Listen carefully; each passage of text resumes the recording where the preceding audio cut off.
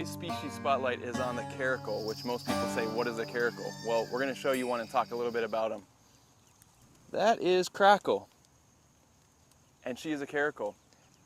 Caracals are sometimes called desert lynx, but in all reality, they are more closely related to your domestic cat at home than to any of the lynx, being either Siberian lynx or Canadian lynx.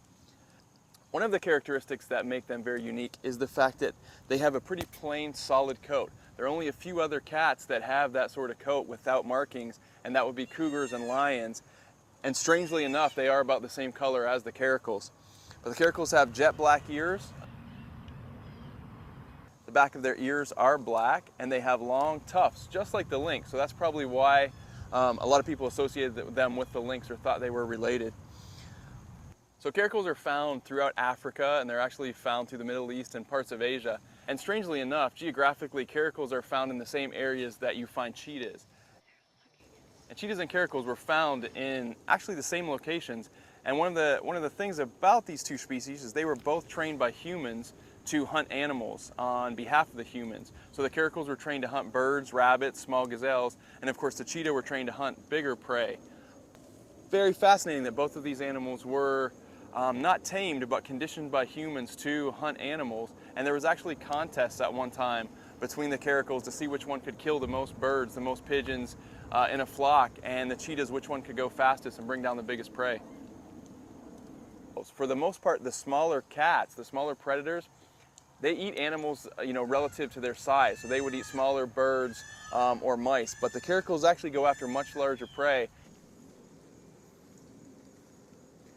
So one of the coolest things about the caracals is that they have this uncanny leaping ability, and they can actually catch birds on the wing. They've been recorded in the wild as jumping up to 3 meters high, which is almost about as high as I am right now. One of the other facts about caracals is they often live in the plains, and a lot of times they're found where the forest meets the plains. This does put them vulnerable to lions, hyenas, leopards, some of the bigger predators, and oftentimes they do fall prey to these larger animals. So they're not always the hunter. A lot of times they become the hunted. So one of the strange things about the caracal is in a lot of their range, especially in Asia and the Middle East, they're considered endangered because they're very rare. And then on the other hand, in Africa, a lot of times caracals are considered nuisance, and they're just simply killed because they're a threat to livestock. Here at Big Cat Rescue, all of our caracals were former pets. Along with the serval, the caracal is just very popular among cat collectors, and probably one of the biggest misconceptions with the caracals is the fact that they are so cute when they're babies. They are the most adorable little kittens you've ever seen. Most people don't realize they're going to grow up to be this hissy animal that's going to spray on everything and try to bite you all the time.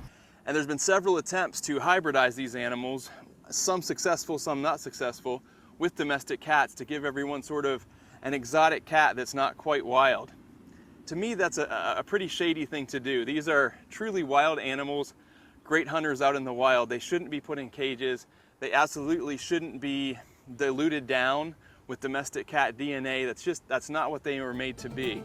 And here at Big Cat Rescue, of course, our philosophy is these animals belong in the wild. And the only way that we can ever accomplish that is if we preserve enough habitat in the wild.